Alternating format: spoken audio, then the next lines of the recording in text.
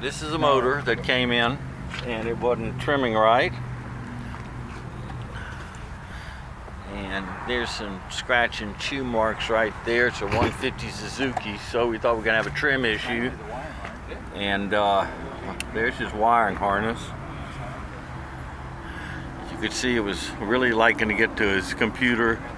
Chewed in through there, chewed in through there. Got that wiring. Here's his fuel filter.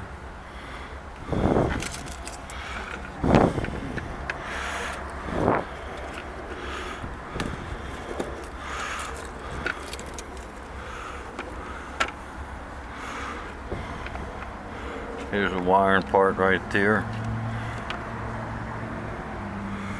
Chewed those wires.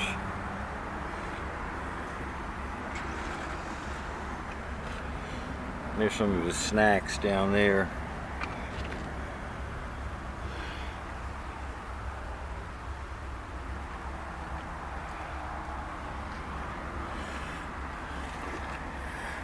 And there's, I shouldn't have rode by hand around there. There might be someone in there.